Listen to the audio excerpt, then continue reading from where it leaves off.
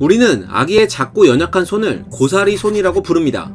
아기가 손가락을 말아 주먹을 꽉 쥔 모습이 고사리의 어린 손을 닮았기 때문이죠. 우리 식탁에도 고사리는 빠지지 않습니다. 독성물질을 제거해 비빔밥, 나물 반찬, 제사상까지 다양한 음식으로 밥상에 오릅니다. 작고 보잘것없어 보이지만 한국인에게 고사리는 오랫동안 삶과 함께해온 특별한 식물입니다. 그런데 한국만큼 고사리에 진심인 나라가 또 있습니다. 바로 지구 반대편 뉴질랜드입니다. 뉴질랜드에서 고사리는 단순한 식물이 아닙니다. 국가대표 럭비팀의 유니폼, 여권 표지, 항공기 디자인까지 고사리 잎은 뉴질랜드를 상징하는 아이콘 중 하나죠. 게다가 생김새도 완전히 다릅니다. 뉴질랜드의 고사리는 우리가 아는 그 나물이 아닙니다. 키가 10m를 넘고 어떤 종은 15m까지 자라는 거대한 나무 같은 고사리입니다. 심지어 잎 뒷면이 반짝이는 은빛을 띠기도 하죠. 같은 고사리인데 왜 이렇게 전혀 다른 모습이 됐을까요? 이 질문에 답하려면 시간을 아주 많이 되감아야 합니다. 약 4억 년 전 대봉기입니다. 식물이 막 육지에 올라온 시기였죠. 당시 땅 위에는 키 큰 나무가 없었습니다. 고작 몇십 센티미터 높이의 작은 식물들만이 바닥을 덮고 있었죠. 고사리의 조상도 그중 하나였습니다. 그리고 약 3억 6천만 년 전 지구의 풍경을 완전히 바꾼 시기가 시작됩니다. 석탄기인데요. 이 시기의 지구는 지금보다 훨씬 따뜻하고 습했습니다. 광대한 늪지가 펼쳐졌고 고사리류, 석송류, 속세류 같은 포자식물들이 폭발적으로 성장했습니다. 이들은 키 30m가 넘는 거대한 숲을 이뤘죠. 이 사실은 19세기 유럽에서 석탄 채굴이 활발해지면서 밝혀졌습니다. 과학자들은 광산 속 석탄에서 거대한 줄기 화석과 섬세한 잎 화석을 발견했는데 석탄을 얇게 갈아 현미경으로 들여다보자 그 안에는 나무의 나이테나 씨앗이 아니라 관다발을 지닌 줄기, 고사리 잎의 조직, 그리고 포자와 포자낭의 흔적이 그대로 남아 있었습니다. 이 구조는 씨앗 식물이 아니라 관다발은 있지만 씨앗은 없는 고사리류, 석송류, 속세류 같은 포자 식물의 특징과 정확히 일치했죠. 그래서 과학자들은 석탄이 단순히 식물에서 만들어졌다를 넘어 석탄기의 거대한 포자 식물의 숲, 그 중에서도 고사리류가 중심인 숲에서 형성됐다고 결론을 내릴 수 있었죠. 1820에서 1830년대 고식물학의 아버지로 불리는 아돌포 테오도르 브롱리아르는 봉인목, 잎목 같은 거대한 줄기 화석과 고사리 잎 화석을 체계적으로 분석해 석탄기 숲이 현대와는 비교할 수 없는 포자 식물의 왕국이었음을 밝혀냅니다. 이 시기는 고사리, 정확히 말하면 양치식물의 전성기였습니다. 이 거대한 숲이 쓰러져 썩지 않고 쌓이고 오랜 시간 압력과 열을 받으며 만들어진 것이 바로 석탄입니다. 우리가 오늘날 태우는 석탄은 사실 3억 년 전 지구를 뒤덮었던 고사리류 중심의 포자식물 숲의 화석인 셈이죠. 하지만 약 1억 4천만 년 전 숲의 규칙을 완전히 바꾸는 게임 체인저가 등장합니다.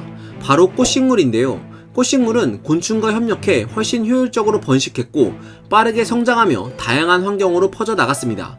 숲의 주인이 바뀐 거죠. 고사리는 점차 밀려났고 키 30m에 달하던 거대 고사리 숲의 시대는 막을 내리게 됩니다. 그렇다면 고사리는 실패한 식물이 됐을까요? 당연히 아닙니다. 아시다시피 고사리는 멸종하지 않았습니다. 대신 두 가지 서로 다른 생존 전략을 택했는데 첫 번째 전략은 자존심을 버리고 낮게 깔리기입니다. 꽃식물과의 속도 경쟁에서 밀리고 겨울의 추위와 건조함을 견뎌야 했던 온대 지역에서 고사리는 키를 키우는 대신 땅속 뿌리줄기에 에너지를 집중했습니다. 겨울이 오면 지상부는 사라지고 땅속에서 조용히 버티는 전략이었죠. 한국의 고사리가 바로 이 길을 선택했습니다. 두 번째 전략은 나무의 형태를 끝까지 고수하기입니다. 뉴질랜드의 일부 지역처럼 1년 내내 따뜻하고 습한 곳에서는 겨울을 날 필요가 없었습니다. 고사리는 계속 키를 키워 햇빛을 차지하는 전략을 유지했고 그 결과 나무처럼 자라는 고사리가 남았는데요. 이런 고사리들을 나무 고사리류로 따로 분류하고 있죠. 그런데 정말이지 다양한 나무 고사리를 보고 있으면 이게 나무인지 풀인지 헷갈리곤 합니다. 나무 고사리는 나무일까요? 아니면 풀일까요? 결론부터 말하자면 나무 고사리의 줄기는 진짜 나무의 목재와는 다릅니다. 일반적인 나무는 줄기 바깥쪽의 형성층에서 매년 새로운 세포를 만들어 부피를 키우며 나이테를 남깁니다. 그런데 여기 나무 고사리류의 줄기 단면을 볼까요? 줄기 단면에서 나이테는 찾아볼 수 없습니다. 진짜 나무는 그 중심부가 단단한 심재로 가득 차 있다면 나무 고사리의 중심은 부드럽고 전분이 가득 찬 유조직으로 채워져 있죠. 그리고 여기 짙은 갈색은 관다발로 나무 고사리의 관다발들은 줄기 안에 복잡하고 기하학적으로 배열돼 줄기 두께를 무한정 키우는 대신 수직으로 서 있는 힘을 얻을 수 있습니다. 그래서 나무 고사리의 종류마다 관다발 패턴이 정말 다양합니다.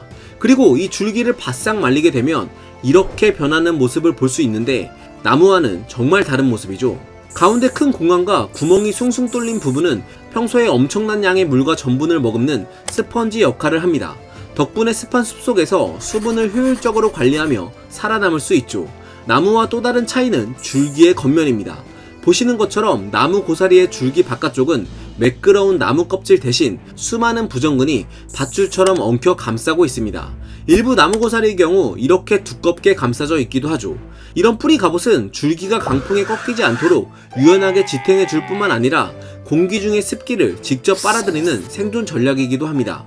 결국 나무 고사리는 나이테라는 정석 대신 관다발 배열과 뿌리 갑옷이라는 자신만의 설계로 습하고 교란이 잦은 환경에서 당당히 살아남은 셈이죠. 2024년 2월 이 사실을 뒷받침하는 흥미로운 발견이 발표됩니다.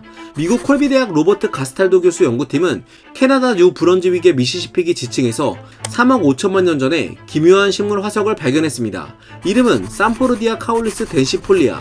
키는 3m 정도지만 가느다란 줄기 꼭대기에 200장이 넘는 잎이 빽빽하게 달려 있었습니다.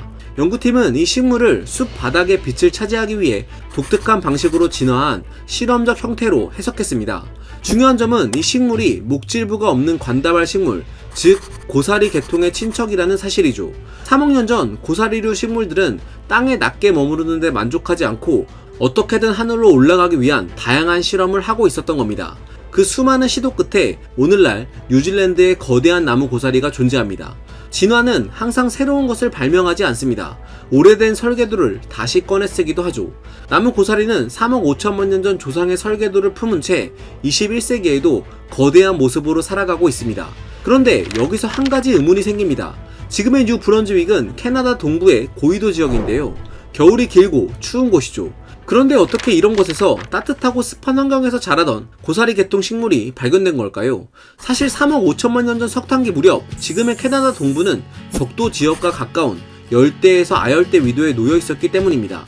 다시 말해 오늘날의 캐나다 땅에서 발견된 이 화석은 추운 북쪽의 숲이 아니라 과거 적도 부근의 따뜻한 고사리 숲의 흔적인 셈이죠.